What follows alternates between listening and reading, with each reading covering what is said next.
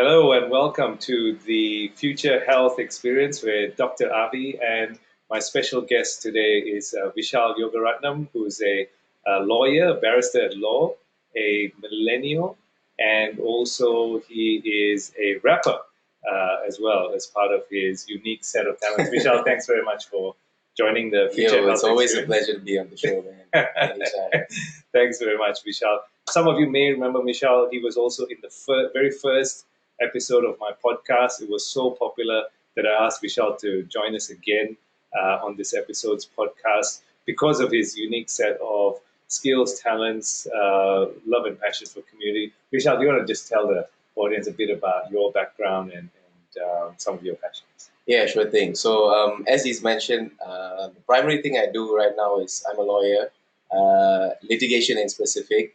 I work in a firm that's based in KL. We handle corporate and commercial matters. My bread and butter is definitely law. But as Avi said, at the end of the day, I do a few other things. And one of something new that I've developed, which I've always had interest in, but I never really had the understanding and the strategy how I was going to execute it or produce it, is rapping. And that's something I've been influenced by since I was a really young kid. Shout out to my big bro Kishan, because ever since I think I was about 2 years old, all I could hear was like Tupac, Biggie Smalls in the background, and that's just like grown in my subconscious. So much so that I think when I was about 4 years old, before I could even construct proper sentences, I was already like busting small rhymes here and there. I was going like yo yo mama papa whatnot. And I never really thought that I would go ahead and start putting out rap videos, but here I am now. I'm in court arguing cases, and on the weekends when I've got free time, I'm in my room jotting down some rhymes, and then I have my brother Kishwen, who actually helps me with the whole videographing of everything. And I do everything through my phone at the moment, and I really enjoy it. So it's more of a passionate thing that I'm doing. I love rap. I like to put out content, so that's what I'm doing. And being a millennial is just it just came with the package when I was born. No control over that. But yeah, that's all I have to say about myself. If you want to know about me, just check me out on Instagram, Vischal. Double A L. Cool. Thanks for that shout out, Vischaal. And hi to everyone in Vishaal's community as well. We've got another camera recording today's episode. And, today's episode is really, Vischaal wanted to discuss or chat about mental health and well-being, work and work-related productivity, and how to balance time during the workplace. So for those of you out there today, that's really going to be the crux and some of our sort of lessons around how do you achieve better performance, and when you set boundaries around taking too much shit at work and actually then wanting to have more of a balance with your work life sort of perspective. And I think I've got some evidence based on science, but some of it is based on also just general experience. So we're going to get into it. I've also got a few slides to kind of share. We're going to keep it really simple today, but essentially that's going to be part of the podcast for those of you who are on the video podcast as well. So just getting straight into it, Vischaal, I think you started off, and I'm just going to cut straight into it. You sent me a question that was based on this particular sort of image, which was all about, know when it's time to make money. And this was produced by, it looks like a business sort of advisory or business school, where they had sort of structured out the whole sort of 24-hour time cycle from 5 a.m. in the morning, right up to time plots at 9 a.m., 5 p.m., and 10 p.m. And what they had described in this time cycle was between 5 to 9 a.m. What you've got to do is meditate, stretch, journal, exercise. 9 to 5, you've got to earn money, prospect for clients, referral seminars. So it's really targeted to a small business and a 9 to 5 kind of working environment. 5 to 10 p.m., you're doing a side hustle, you're learning, you're networking, you're planning. And then 10 to 5, 7 hours, you sleep like a damn baby, knowing you're giving your all. And that's actually the structure that we've put, these 4 different structures. Vischaal, do you want to give me a bit of context around, how did you get this and what impression did you get when you first got this, that caused you to then reach out? Yeah, definitely. So how it all started was, like I said, I'm in litigation, and for those of you that know and aware, litigation never sleeps. So I was going through Instagram, and then this popped up on my feed, and I looked at it, and I was like, "Oh, yeah, this makes a lot of sense," and I completely agree with that because, like I said, I do litigation on the weekdays, and on the weekends, I like making rap music. But when I looked at it deeper and then I tried to relate it to my life, what I looked at was it said 9 to 5, earn money, clients, referrals, and then 5 to 10 p.m. is your side hustle. I felt that was completely inapplicable to my situation because I go into work some days as early as about 7 a.m. and I'm working all the way till about 12 p.m. or maybe 2 a.m. the next day. And I got thinking and I said, how can I squeeze in time for my side hustle, networking, and so on? Because even there are some weeks that are really strenuous on us and we have to work on the weekends. My boss is very benevolent. He does not like us working on weekends, but when we really have to, when we got a big case, trial prep, and so on, we got to put in the extra hours. And I don't blame him for asking us to do that. It's completely understandable. But then it got me thinking, like, look, I do want to continue making rap music. It's something I like doing, and I do love to litigate as well. How am I going to incorporate these two things into my current schedule? Um, Back in the day, a lot of people do say that, look, yeah, working is 9 to 5. After that, you come home, you spend time with your family, and so on. But in this day and age, I'm sure I'm not alone. I know many people out there who share the same dilemma with us. Yeah, I mean, essentially, your primary work brings in your bread and butter, but there are other things that you like to do that you're passionate about. It doesn't have to be rap music. Everyone has their own thing that they're interested about. So the question would be, how would someone in this day and age, especially someone in my position who's fresh in their career path, trying to build something, trying to learn and grasp as much knowledge as you can, so that in 5 years to come, you are en route to reach the pinnacle of your profession? Yeah, How do yeah, we find this balance yeah, of putting in the hours for bread and butter yeah, and to find that time to also execute our passion? yeah, yeah.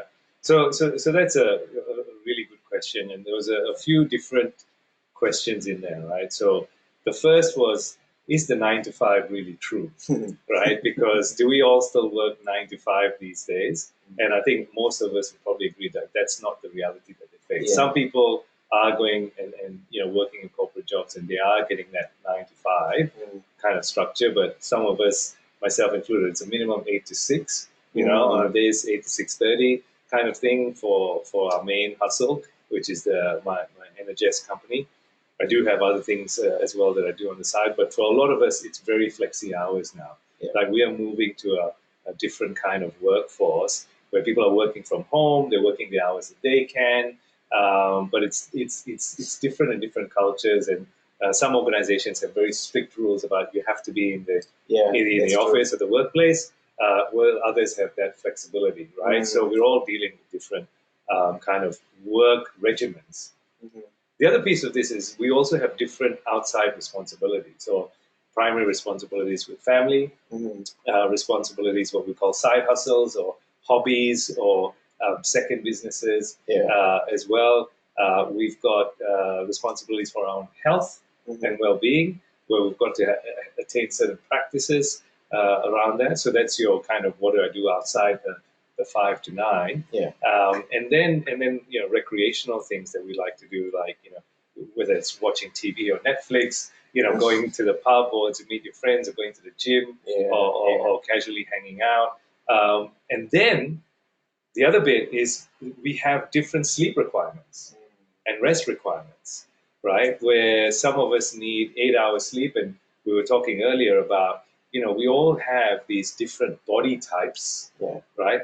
That actually require different amounts of sleep, slightly different kinds of diet, and exercise regimes, right? And we've got to actually acknowledge what sleep regimens we actually need for ourselves, which is something that we experience and know over time and build that out. So a couple of takes on this, right?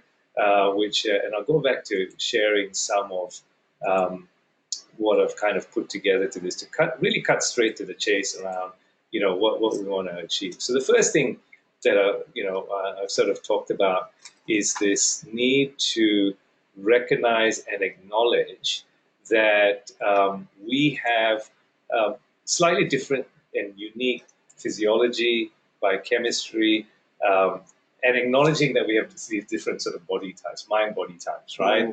And that some of us need more amounts of rest than others. There are studies that show that 8 hours of sleep is healthy, and so it recommends everyone should get 8 hours sleep. Whereas we know for a fact that it actually is a range. For some people, they can manage with 4 hours sleep every day. Some people can manage with 5 hours sleep every day.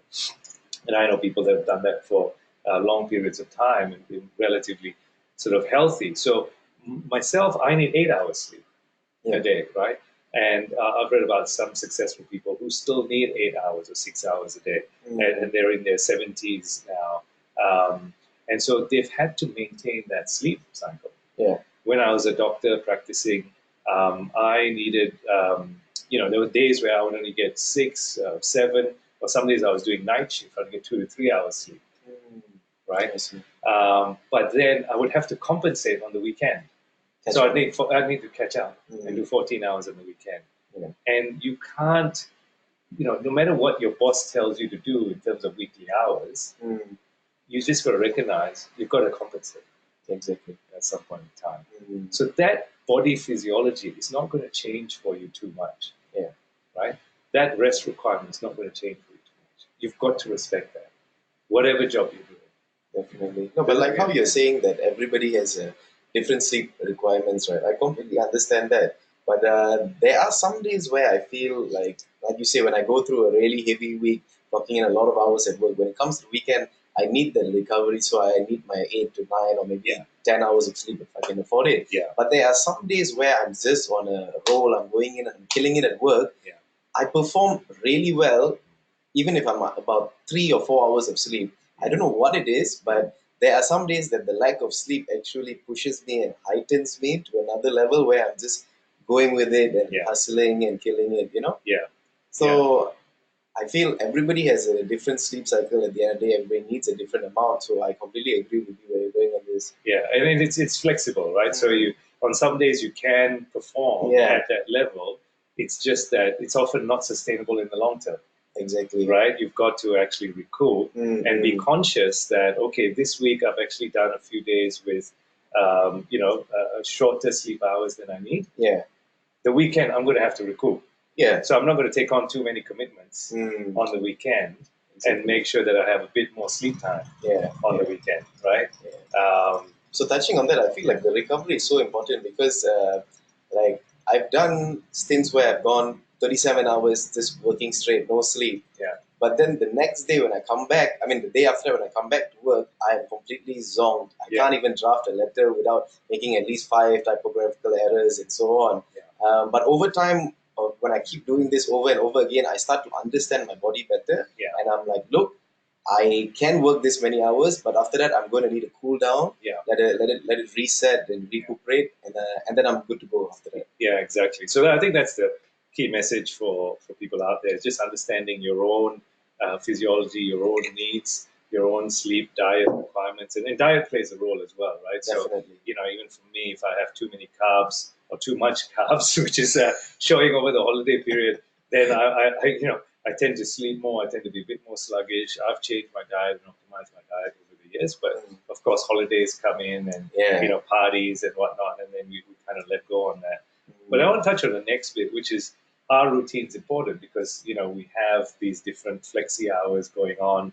How important are routines? What I've learned from really successful people, even those people who are kind of billionaires and so on, they do tend to have routines in place. They do tend to wake up early, a lot of them. They do tend to actually have structured hours. And, I do respect what it said at the beginning of that image where, in the morning you meditate, you journal, you exercise, and you reflect. And that's something I do. In fact, Robin Sharma wrote the book, The 5 a.m. Club.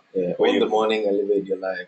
Own the morning, elevate your life. mine, I tried the 5 a.m. sleep at 9 p.m. It didn't really work. It was great for the morning. Yeah. It wasn't so great for me in the evening because I was still with the work hours that I do.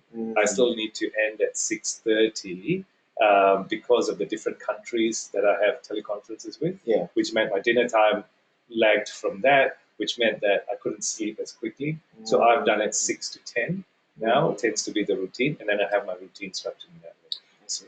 Doesn't work all the time, but it works a lot of the time, right? So I think having a daily routine is a key success habit. Yeah, Right? definitely. Rather than having no routine at all, right? And structuring all your requirements into your calendar in terms of meditation time in the morning, exercise time in the morning, or if I can't get the exercise in the morning, do it in the evening. Yeah. Having that structure tends to be more successful Yeah. than not having structures at all. Yeah, because I guess when you have that structure on how you're going to run your day, Yeah. you're essentially planning to succeed. Because if you don't have a plan, you're just planning to fail at the end of the day. Yeah. But like you said, the days are very unpredictable because of the amount of workloads and whatever external factors that come into play. But I feel like the most important routine, which I got also from reading Robin Sharma's book, was the morning routine. Yeah. For me, I feel that is very important Yeah. because so touching on meditation, as you mentioned, before this, when I woke up in the morning, the first thing I do is grab my phone, I go through my Instagram feed or social media, and I'm just seeing what everyone is about to, and my mind is just gone all over the place. Next thing I'm in the shower, and then I'm at work. But ever since I started implementing meditation into my routine, I feel it sort of organizes my mind and my brain. It helps me when I wake up in the morning, I meditate, it gives me clarity, and I know what my day is going to be like, what I have to execute, and what needs to be done. So not necessarily you have to have a routine whereby you're doing this at 10, 11, 12, 1, 2, 3. Once I've executed my morning routine, I already know how the rest of the day is going to work out. If there are any impromptu changes that need to be made, as Bear Grylls said, you overcome and you adapt to it. Yeah, Bear Grylls, that's a name I haven't heard for a while. But improvise, overcome, and adapt. Yeah, right. Yeah, absolutely. And I think that's the same here. It's, you're just being very adaptive to adapt your routines also over time to optimize what works for you. Obviously, life gets in the way sometimes. Some people have accidents, sickness, whatever, family problems that disrupt the whole routine. And you've got to forgive yourself for that, not be so attached to the routine, because you've got to just try and adapt to some of those things. And trial and error, helps you figure out what the routine is best for you, and absorbing new ideas. Like, we keep talking about Robin Sharma. I totally agree that morning routine is really critical. Yeah. But I found that compared to Australia and when I'm in Malaysia, where I have to start working in a different time zone, I have to adapt the morning routine. I don't get that first hour as much. I get a first half an hour before I have to start getting on the calls and so on. So I think another bit which you were talking about in terms of a challenge or a question is, how do I've got my boss or my manager or somebody else who's telling me I've got to work these 9 to 5 hours, but at the same time I have this routine that conflicts, my optimal routine that conflicts with that, with those 9 to 5 hours. What do I do and how do I manage that, right? One of the things that I've learned over time is to really try and create some boundaries around what works for you and what doesn't work for you in terms of the workplace. Now, I had a couple of examples, but they don't necessarily kind of relate. But some of them don't relate, some of them do relate. And one of them was, where, particularly when I worked at Pfizer, which is a big, large corporate, we did have a lot of women who had young children and so needed to work at home, right? And they wanted to balance that. At the same time, there was a real war for talent in the industry. So these women were actually very talented. They were very good at their jobs, but they couldn't do the standard 9 to 5 in the office. So they needed to be able to work at home, do a lot of their work from home, and sometimes even 3 or 4 days a week in order to look after the kids, but also then do some of the sort of the work that they needed to do for Pfizer. So what we did was actually shift our work patterns a little bit. So they shifted some of their work patterns, we shifted some of our internal policies to accommodate um, those female workers into the workforce, so we could actually get some really very technical work done with only they had the skills. This was around scientific research and clinical trial research. And so we were able to do that over time. It took adjustment on both sides. It took adjustment on both sides. But in the long term, we wanted to retain these talented women, in our company. And they also wanted to contribute to the work and get paid, but also be able to look after their family. So we found a nice middle ground. Now, with something like law, it's a discussion that you have as part of your organization, but also as part of yourself. And say, hey, can I take a couple of hours off here and there to do my side gig or my side hustle, which gives me a lot of passion to do a bit of rapping? And that's just dependent sometimes on a day-to-day basis, right? Sometimes you just can't do that because the workload's so heavy. You've just got to be in the office to satisfy those requirements. But you may have days that are a bit lighter on, where you may be able to do something a little different. What's your experience on this? How do you find it? Well, it's similar to what you're saying. So what I do is, when it comes to work, there's no two ways around it. It's got to be done. I try and squeeze it in whenever I can. So like I said, weekends, my boss doesn't really like to trouble us with work. Only if it's really pressing matters, then we got to attend to it. But otherwise, the weekends, I do have time to do what I like to do, so making rap music. Besides that, if there is work going on, I have to find a way to manage it at the end of the day. But more importantly, looking back at the image that we were talking about, how it was 9 to 5 you work, and then 5 to 9 you have your side hustle and so on, and bringing it back to someone who's in the legal industry. And I speak for everyone out there who's in the industry, and you know that work does not end at 5. We go on for very long hours, whether you're in litigation or not. That's what the work demands. The law is a cruel mistress, and that is a fact. You have to accept it. For those of you who are thinking of getting into the field, please recognize that and understand it. Because when you get in, it's a bit too late to get out. But yeah, back to what we were saying. How I do it is that because it is my passion, I try my best to find the time to make it work. So it's either I make myself more efficient in the office. I find out where I'm slacking. How can I get the job done faster so that I can build more time on the weekends to do what I like to do. But besides that, it really boils down to time management from my perspective. Yeah. I think so. Some of this is it's your own personal time management that you've got to get right, which we talked about, building routines and so on. Some of this is a negotiation between you and your organization, Yes. right?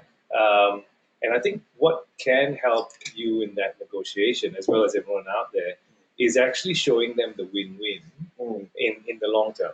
Yeah. Right? It's showing them, hey, look, on these certain days, let's say on Wednesdays, I need to go off and do my side hustle, or I need to spend time with my family, or so on. Yeah. And the benefit of me doing that is I will work longer for you. I am less likely to burn out. Yeah. I am going to be more productive. I am going to be able to handle more cases, or see more patients, or do more sales, or whatever the job might be.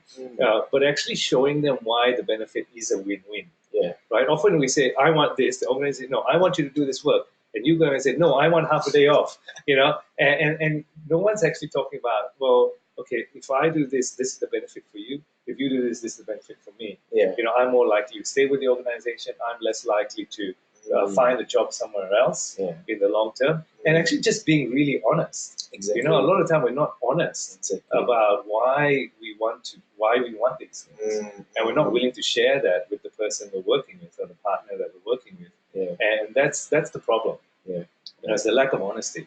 And so I think if we're a bit more honest around why we want certain things, and are also willing to say, and this is what it'll do for you long term.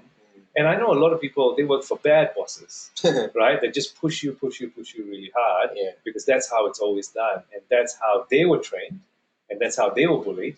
And I think it's time for us to say no to that, right? But also do it in a way that's respectful, right? And respecting, but that's actually where they've come from. I know why you're behaving that way.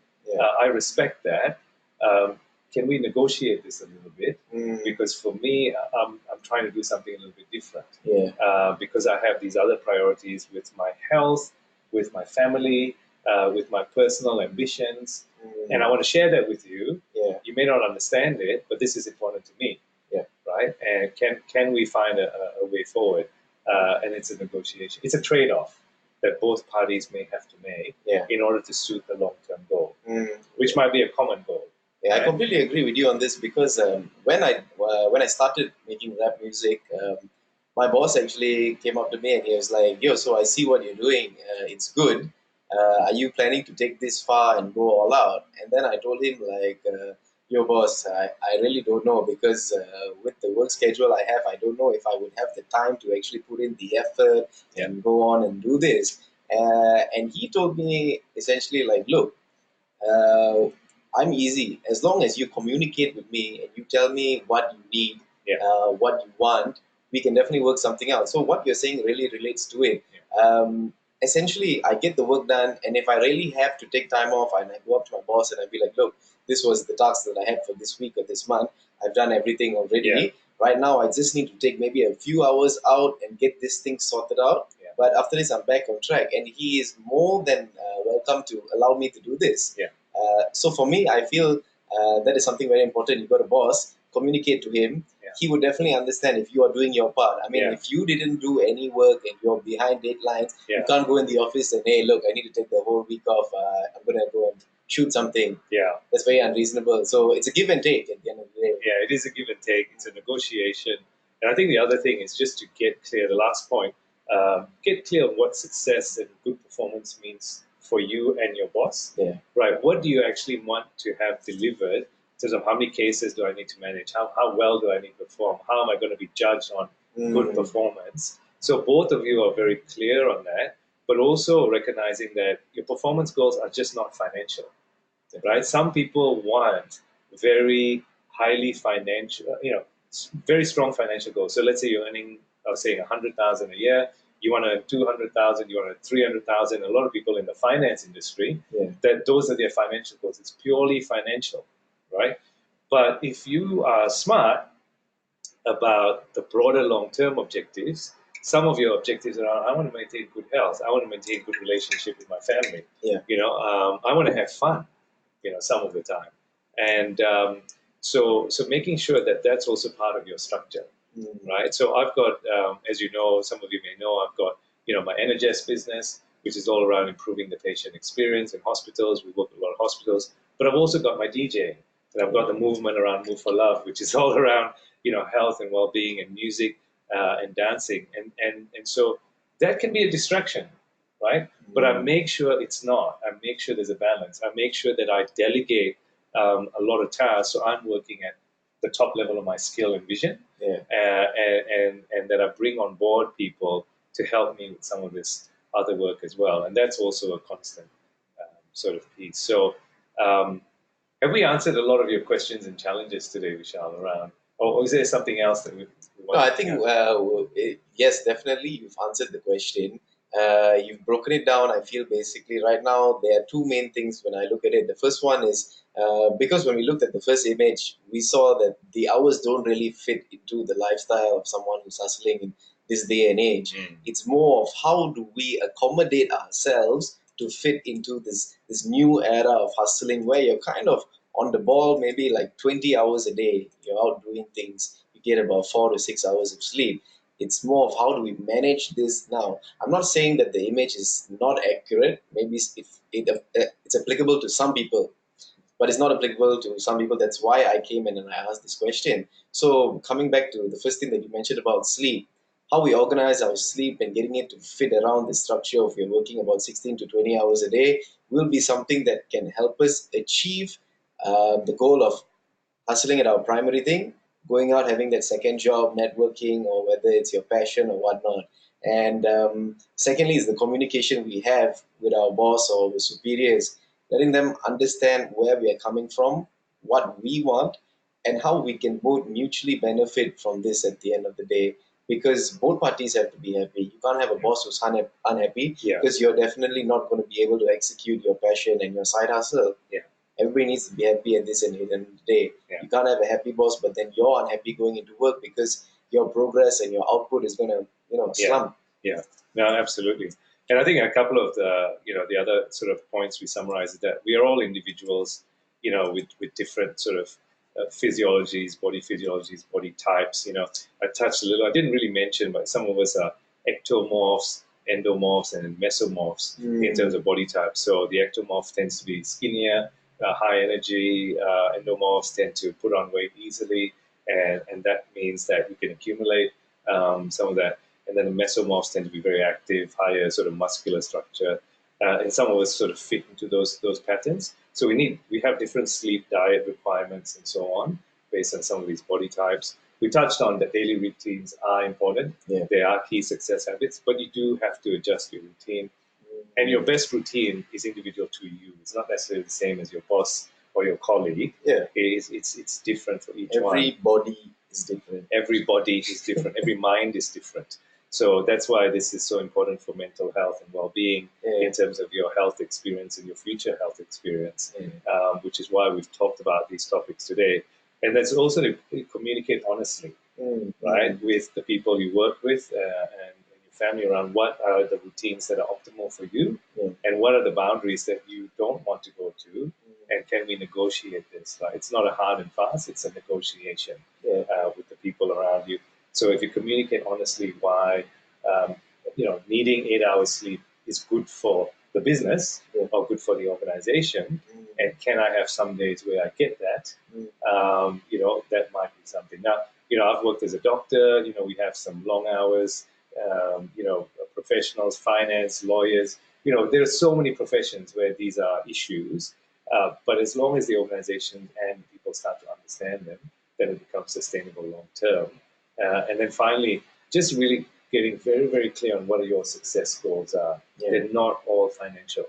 It's not all about making lots of money. Let's have a broader conversation about, okay, what's our health goals? What's our family goals and relationship goals? What are yours? What are yours? What are yours? Can we all share our holidays, balance that out so we all achieve our goals? Can we share a bit of time off during the week? Will that make us a better organization long term, and make me a better individual long term as well? Right. And having that conversation even with our partners and family members as well is key to that. I guess understanding each other's goals really, it will help.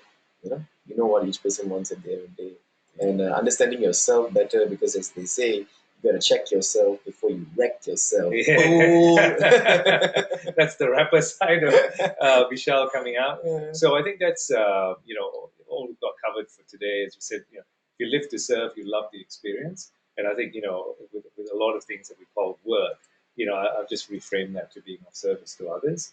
I don't really even call it work anymore, and that's why I feel like that's why I love the experience more. You can get on Spotify, check out our podcast, Future Health Experience. Also go to Facebook, go to the Dr. Avi page to find out more about this podcast, where we're going to place up there. Also go to our Energist website, to Energist on Facebook, or energist.com to find out more about patient experience and the work we do there. Move for Love is our movement around music, being alcohol-free, and health and well-being, or DJ One Conscious, also on Facebook, to find out more about our music stuff. And Vischaal, where can they go to find out more about you? So you can check me out on Instagram. My handle is Vischal. You can check me out on Facebook, LinkedIn. I'm all over the place, man. All over the place. Awesome. Vischaal, thanks very much for being on as always. Future Health Experience show with Dr. Avi, and look forward to seeing everybody else out there soon too. Bye for now.